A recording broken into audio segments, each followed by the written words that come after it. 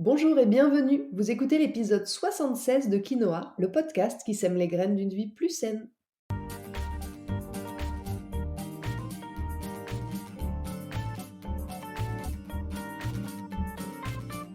Je suis Julie Coignet, naturopathe spécialisée dans les troubles digestifs et les maladies inflammatoires chroniques de l'intestin. J'accompagne aussi les femmes enceintes, les enfants et les sportifs via des consultations sur Montpellier ou à distance et des programmes en ligne. Ma mission à travers ce podcast est de vous aider à adopter de nouvelles habitudes de vie plus saines et équilibrées pour votre santé en général, mais aussi pour vos troubles digestifs en particulier.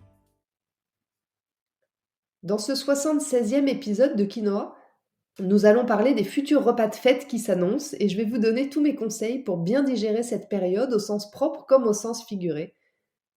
Je vous explique tout ça dans cet épisode. Mais avant d'entrer dans le vif du sujet, j'aimerais comme chaque semaine remercier celles et ceux qui prennent quelques minutes pour me laisser 5 étoiles et un petit commentaire sur Apple Podcast.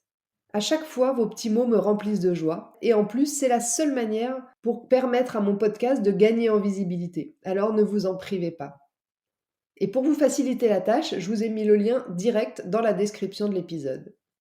Allez, sur ce, c'est parti pour l'épisode du jour.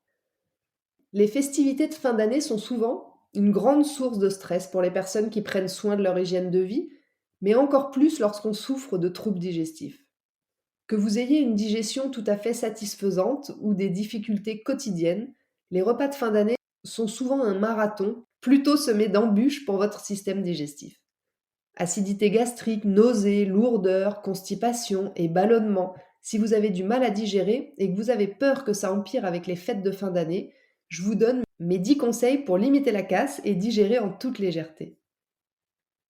Mon premier conseil, c'est de penser équilibre global, de vous rappeler de la fameuse règle des 80-20 dont je vous parle régulièrement ici ou en consultation. Si vous respectez une hygiène de vie favorable à votre santé 80% du temps, vous pouvez tout à fait profiter sans culpabiliser à hauteur de 20% du temps. Ça n'impactera pas votre santé. Ce qui veut dire, dans notre cas, que c'est pas parce que vous allez boire plus que d'habitude ou manger des préparations un peu plus grasses, plus sucrées et moins digestes que ça va mettre en péril l'équilibre qui vous fait du bien le reste de l'année. Alors conseil numéro 1, profitez sans culpabiliser. Cultivez de la souplesse lors des repas de fête parce que trop de restrictions vont entraîner une image corporelle désagréable et un sentiment de frustration qui risque, à l'inverse de ce que vous souhaitez, plutôt favoriser les compulsions alimentaires. Et n'oubliez pas une chose, il vaut mieux faire attention à ce que vous mangez entre le Nouvel An et Noël que l'inverse, si vous voyez ce que je veux dire. Bien sûr, je fais quand même une petite aparté pour les personnes qui souffrent de troubles digestifs, de pathologies inflammatoires chroniques. Faites selon vos possibilités et là où vous en êtes aujourd'hui de votre régénération.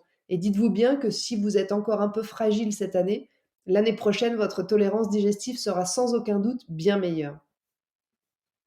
Mon deuxième conseil, c'est de prendre le temps de bien mastiquer.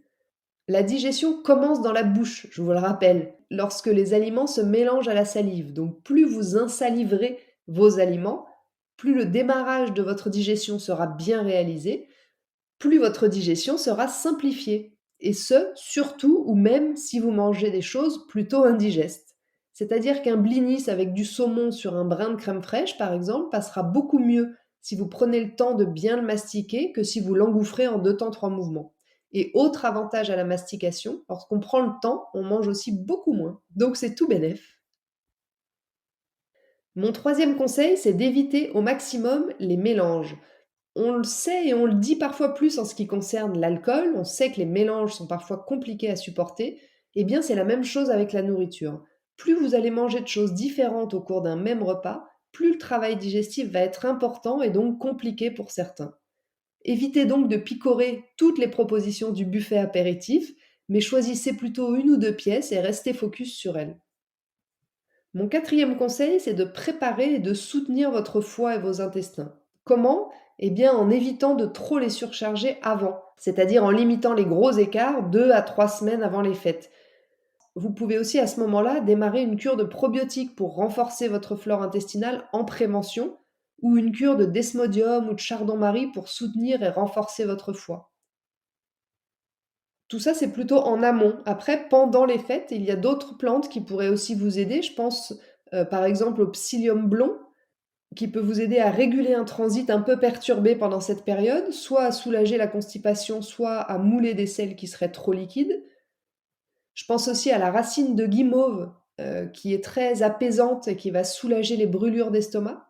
Je pense encore au fenouil qui va aider à apaiser les digestions difficiles, aider en cas de ballonnement, de flatulence et de maux de ventre.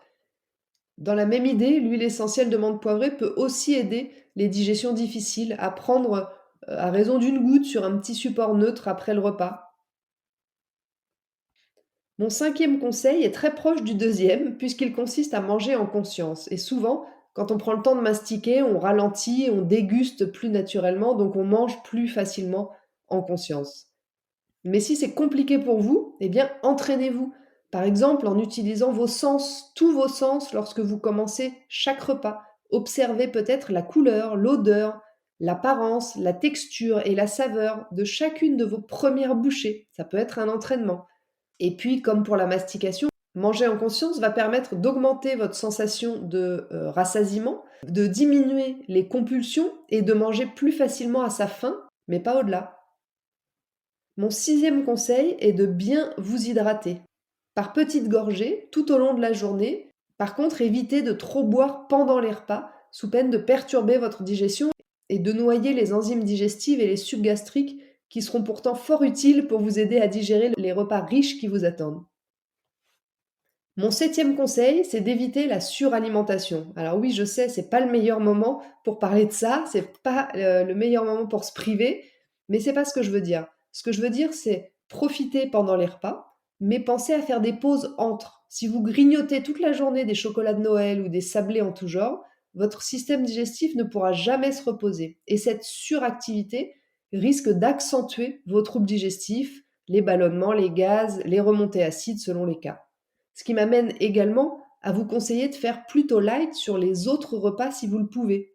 Évitez de surajouter de la difficulté à votre système digestif.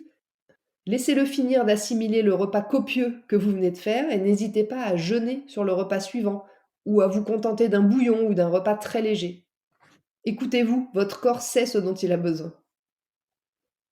Mon huitième conseil vous est destiné si vous avez la possibilité de participer à l'élaboration et à la préparation des menus. Dans ce cas, essayez de privilégier les viandes blanches, comme les volailles, le chapon, pintades, qui sont beaucoup plus faciles à digérer que les viandes rouges.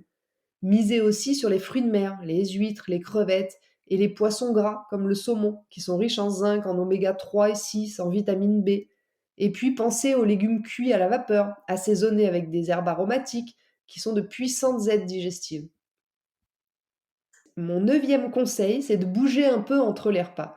La fameuse promenade digestive est intéressante pour tout le système digestif. L'activité physique modérée va stimuler le péristaltisme de l'ensemble du tube digestif, c'est-à-dire les mouvements des différents organes qui favorisent le brassage et l'avancée des matières dans la sphère digestive. Donc ça aide pour le transit, mais ça aide aussi à éliminer le surplus de toxines. Enfin, mon dernier conseil sera plutôt destiné à vous aider à bien digérer les fêtes au sens figuré.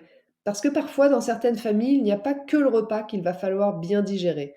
Les remarques des uns, les jugements des autres, ou encore les avis tranchés, les colères, parfois les repas sont plus qu'animés pendant les fêtes. Pour bien digérer, il faut manger dans le calme. Et dans un précédent épisode du podcast, le numéro 29, je vous explique comment aborder le plus sereinement possible vos repas en famille grâce à la communication non violente. Je vous laisse aller y faire un tour si vous vous sentez concerné. Voilà, sur ce, l'épisode 76 de Quinoa touche à sa fin. Je vous remercie de l'avoir écouté jusqu'ici. J'espère qu'il vous a plu. J'espère sincèrement que tous ces conseils vont vous permettre de passer des fêtes plus digestes et plus légères. N'hésitez pas à le partager à vos amis si vous pensez que ça peut leur rendre service. Et je vous invite également à vous abonner à ma newsletter pour ne rater aucun épisode du podcast, mais aussi pour suivre mon actualité et profiter de conseils chaque semaine directement dans votre boîte mail. Le podcast prend 2 semaines de vacances. Je reviens donc jeudi 5 janvier avec un nouvel épisode. En attendant, si vous voulez me faire un petit coucou ou échanger, j'en serais ravie et je vous invite à me rejoindre sur Instagram @juliecoignet-8 naturopathe. Et n'oubliez pas, comme le disait très bien l'abbé Pierre, il ne faut pas attendre d'être parfait pour commencer quelque chose de bien. À bientôt!